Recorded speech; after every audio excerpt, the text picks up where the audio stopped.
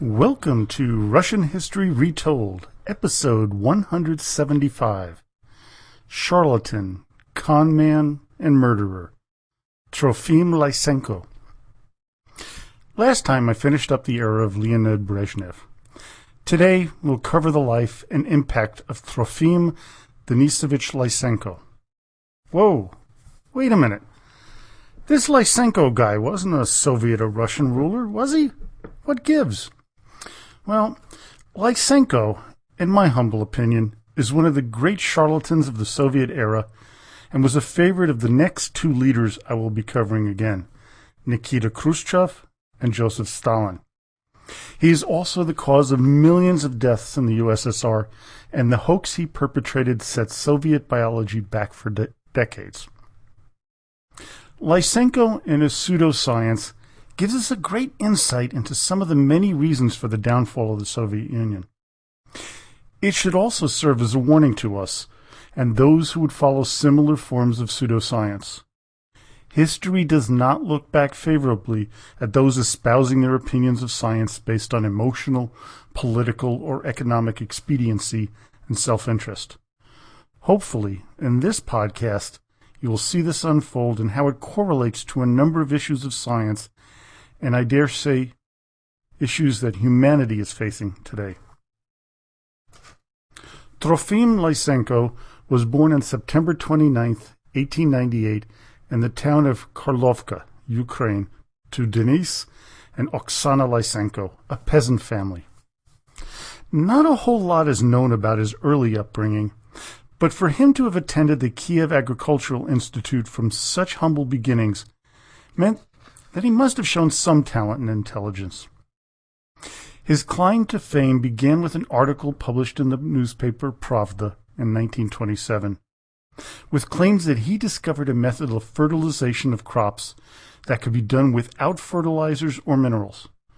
He called this process vernalization.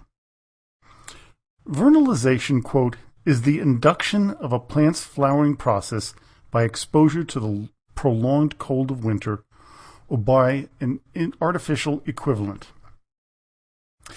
It's a scientific method, but Lysenko's vernalization was anything but scientific.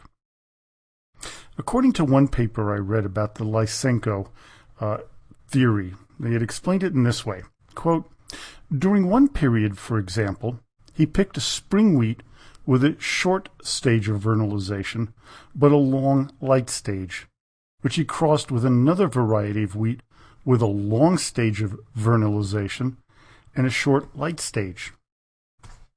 He claimed that his stage theory could produce more wheat than any other crop it was applied to, even though and through the harsh Soviet winters.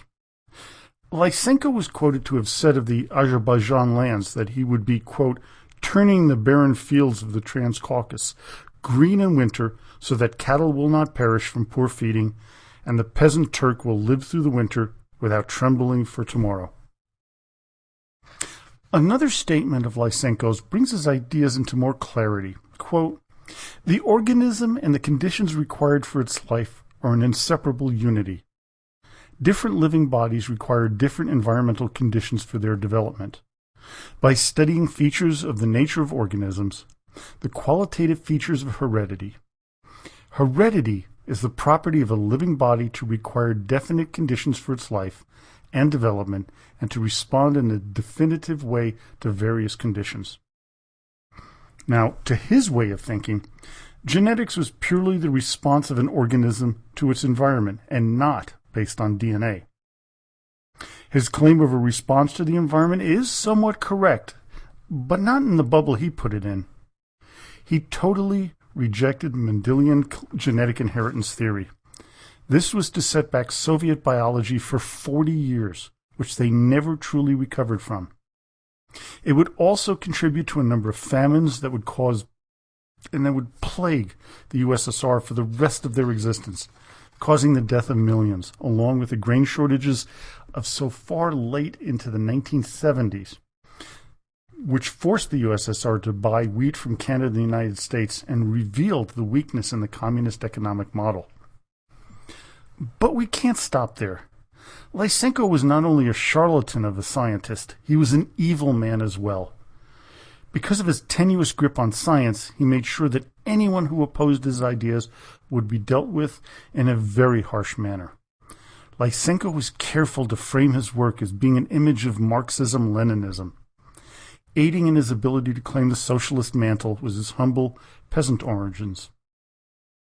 Stalin, by 1929, was tightening his grip on the Communist Party, having already rid himself of Leon Trotsky. He would also be promoting his anti-intellectualism campaign that would become the Great Terror. Lysenko, as the anti-intellectual model of the great communist movement, would benefit greatly from Stalin's viewpoint. Not only would he benefit, but anyone who opposed him would suffer greatly. One of the first scientists to feel the wrath of Lysenko would be Nikolai Vavilov. In the beginning, Vavilov supported his colleague, but over the years he understood how demented and wrong his ideas were. By the late 1930s, he routinely condemned Lysenko's theories. Vavilov was arrested on August 6, 1940, while on an expedition to Ukraine. He was sentenced to death in July 1941. In 1942, his sentence was commuted to 20 years imprisonment, but he died there in 1943 of all things, starvation. To show how utterly powerful Lysenko's ideas were in the eyes of Joseph Stalin, one only needs to hear about one incident in April of 1948. At the time, the heir apparent to Stalin was one Andrei Zhdanov, who was the party boss of Leningrad. His son Yuri was the head of the Central Committee Science Department at the young age of 28. Yuri Zhdanov despised Lysenko and what he felt were nonsense and his thoroughly ridiculous ideas. His father warned him, though, quote, "Yuri, don't tangle with Lysenko. He'll cross you with a cucumber." But the son did not heed his father's advice. On April 10, 1948, at the Moscow Polytechnic School, he gave a speech denouncing his adversary.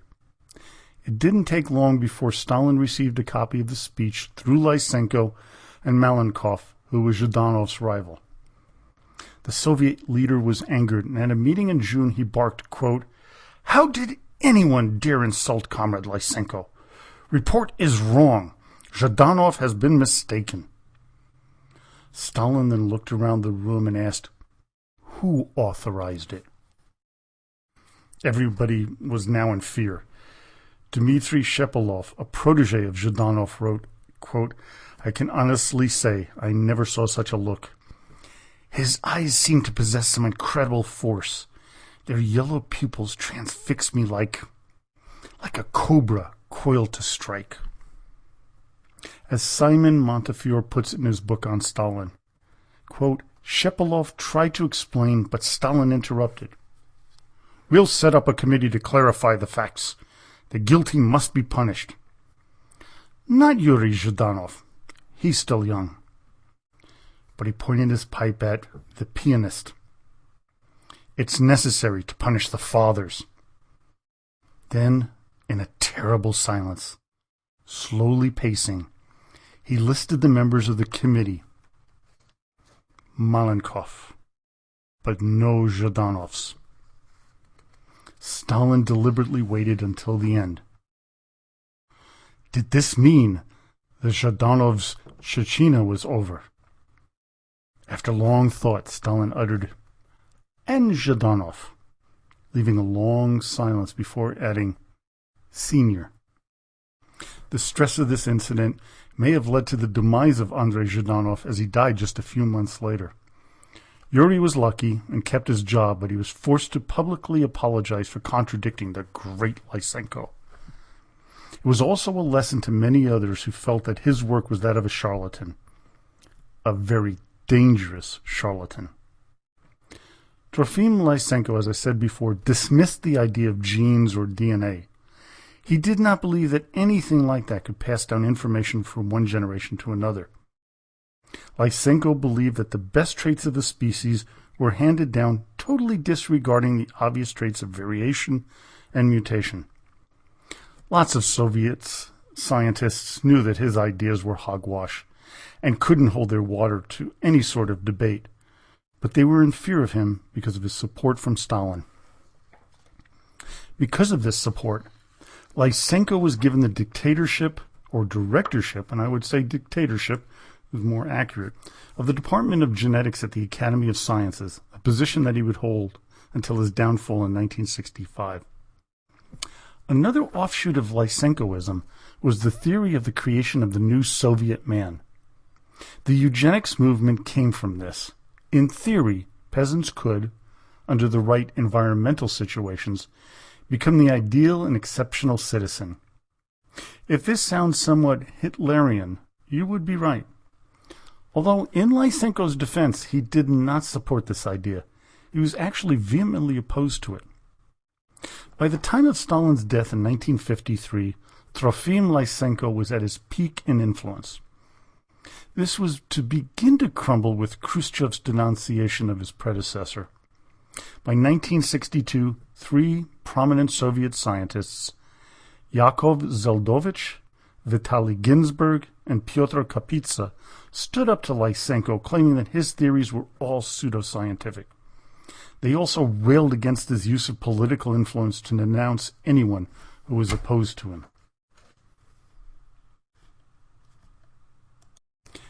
In 1964, famed physicist Andrei Sakharov spoke to the General Assembly of the Academy of Sciences and said this about Lysenko, quote, "He is responsible for the shameful backwardness of Soviet biology, and of genetics in particular, for the dissemination of pseudoscientific views, for adventurism, for the degradation of learning, and for the defamation of, firing, arrest, even death of many genuine scientists." By 1965, Lysenko was removed from the Academy of Science. When his records were investigated, the fraud he had perpetrated was publicly revealed. His name was to be synonymous with disgrace, but the damage was already done to Soviet science. He died in Moscow in 1976. Lysenko's effect on Soviet genetics and biology cannot be underestimated. His leadership of the Soviet Academy of Agricultural Sciences for 25 years caused immeasurable suffering of the Soviet people. The career suicide that many scientists had to avoid in order to stay alive must have hurt them intellectually. Those who did dare to oppose him were accused of proposing, quote, alien, foreign, bourgeoisie biology. When I took on the subject of Lysenko and mentioned it on the Facebook Russian Rulers History page, my fellow history podcaster, Kristaps Anderson of the Eastern Border podcast, one I really heartily recommend. Again, that's the Eastern Border podcast. He proclaimed, quote, "Oh God, you're really doing Lysenko? Good luck, man. I didn't even touch him on my show because, well, you know." In the beginning of this podcast, I warned you that following emotional, political, or economically biased science is a dangerous path to take. In my field of work, I'm a scientist researching things like environmental impact on human health, among other things. Some of my points of view are in opposition to those with vested interests, and luckily for me, I live in a society where opposing points of view are safe to promote. Lysenko and those before and after him have used threats, both real and hidden, to suppress science. We must be careful to see through that, as I've tried to do when looking at history through the eyeglass of time. As I said before, history does not look kindly at those who deny the existence of facts based on one's biased opinions. Well, I hope you enjoyed today's podcast. But before I go, I'd like to make you aware of a new blog site/website created by listener Alexander. It's at smarthistorieswordpress.wordpress.com. Again, that's smarthistories.wordpress.com. And aside from the blog and the amazing pictures that he's posted, he lists the top 100 podcasts on Russian history. This humble podcast has a little more than 20 of the 100. And I feel quite proud of it, and thank you, Alexandra. Also, you've heard me talk about joining our Facebook group so many times, Russian Rulers History Podcast, in the past. But there are more reasons than ever due to the incredible posts of pictures shared by listener Natalia and Michael recently of Russia and Russian historical events, as well as Soviet times. To the two of you, your posts have been really awesome. Next time, I'll head back to past Russian rulers with a review of the rule of Nikita Khrushchev. Don't forget to go to my blog site, RussianRulersHistory.com, to read both the episodes I did recently on Putin and Yeltsin, as well as clicking on the donation button on the top of the page to show support for the podcast. So now, as always, до свидания и спасибо большое.